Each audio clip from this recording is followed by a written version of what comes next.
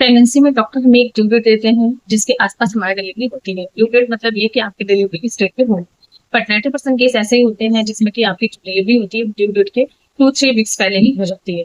बहुत कम ऐसा होता है कि किसी किसी की डिलीवरी ड्यू डेट के बाद होती है या ड्यू डेट के नियर बाई होती है। ज्यादा प्रेगनेंसी के 9th मंथ में और आपके जब ड्यू डेट नजदीक आने वाला हो, ऐसे कुछ सिम्टम्स होते हैं हमारी बॉडी में जिससे हमें पता चलता है कि अब हमें हो जाना चाहिए और अब हमारी डिलीवरी कभी भी हो सकती है। ये चीजें आपको मालूम होना बहुत इंपॉर्टेंट होता है, क्योंकि अगर आपको चीजें मालूम नहीं रहेगी, बहुत सारे लोगों के मन में क्वेश्चन होता है कि हमें कैसे पता चलेगा कि हमारी डिलीवरी होने वाली है, या हमें कब हॉस्पिटल के लिए, कब हमें डिलीवरी के लिए कब हॉस्पिटल जाना चाहिए। तो आज की इस वीडियो में मैं आपको बताने वाली हूँ कुछ ऐसे सिम्टम जो कि प्रेगनेंसी टाइम अगर आपको होते हैं, इसका मतलब होता है कि अब आप कभी भी हो सकती है। प्रेगनेंसी टाइम में आपको अपनी बॉडी का ऑब्जर्वेशन करना बहुत जरूरी होता है। स्पेशली टाइम स्टार्ट हो जाए आपका, उस टाइम पे आपको अपनी बॉडी के थोड़े छोटे छोटे चेंजेस पे भी ध्यान देना चाहिए, ताकि आपको किस टाइप कोई प्रॉब्लम ना हो। और अगर आपका लेबर पेन स्टार्ट हो गया है या फिर जो सिम्टम्स मैं आपको बता रही हूँ ऐसा कुछ भी देखने को मिल रहा है, तो आपको हॉस्पिटल चले जाना चाहिए। तो बिना किसी देरी के चलिए वीडियो स्टार्ट करते हैं। थर्ड पे आता है वाटर वेटिंग। अगर आपको प्रेगनेंसी टाइम में वाटर वेटिंग हो गया है, आप पानी की थैली फट गई है, तो इसका मतलब होता है कि अब आपकी डिलीवरी कभी भी हो सकती है।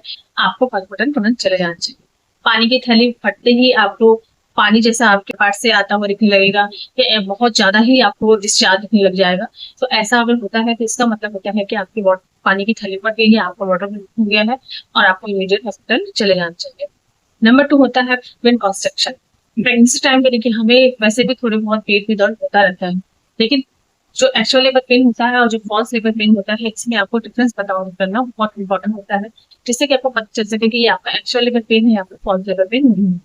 एक्चुअल लेबर पेन जो होता है वो आपको फ्रिक्वेंटली होगा, जैसे कि अगर आपको पहले पेन होता था पेट में, तो वो 5 मिनट 10 मिनट तक रहता है, फिर वो सही हो जाता है, फिर उसके बाद पेन नहीं होता, या फिर आप लेट गए या आप थोड़ा सा बैठ गए, आपने रेस्ट कर लिया, तो वो पेन दर्द सही हो जाता है।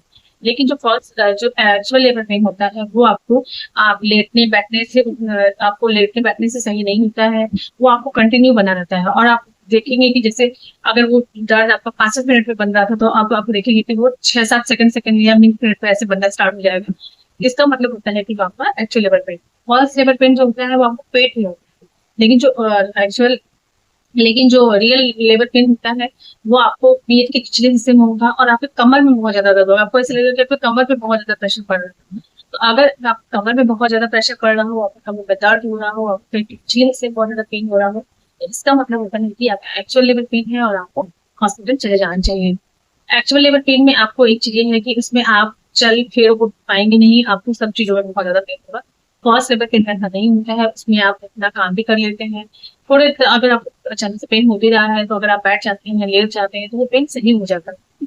इसीलिए एक्चुअल लेबर पेन और फॉल्स लेबर पेन में आपको डिफरेंस पता होना चाहिए, ताकि अगर वो आपका एक्चुअल लेबर पेन हो तो आपको इमीडिएट हॉस्पिटल चले जाना चाहिए। नेक्स्ट होता है फ्रिक्वेंट यूरिनरी। जैसे प्रेगनेंसी टाइम में आपने देखा होगा कि आपको बार बार यूरिन पास करने जाना पड़ रहा है, लेकिन अगर आपको बार बार ऐसा लगे कि आपको कंटिन्यूसली बार बार वॉशरूम जाना पड़ रहा है, हर 5 मिनट में आप यूरिन पास करने जा रहे हैं, आपको नीचे की पेट के यहाँ बहुत ज्यादा प्रेशर पड़ रहा हो, आपको लग रहा हो कि मतलब आप बार बार वॉशरूम में ही बैठे हुए हैं, आपका पेट खराब सा लग रहा है, आपको बार बार वॉशरूम जाना पड़ रहा है, तो ये सारे सिम्टम्स समझिए कि अब आपकी डिलीवरी होने वाली है। बच्चा है डाउन पोजिशन में आ गया है, जिसकी वजह से क्या होता है कि हमारे यूरिनरी ब्लैडर में बहुत ज्यादा प्रेशर पड़ता है, उसकी वजह से बार बार यूरिन पास करने के लिए जाते हैं। तो अगर आपको ये हर 5-5 मिनट में हो रहा हो, बार बार हो रहा हो, इसका मतलब होता है कि अब आपके डिलीवरी कभी भी हो सकती है। नेक्स्ट होता है म्यूकस डिस्चार्ज।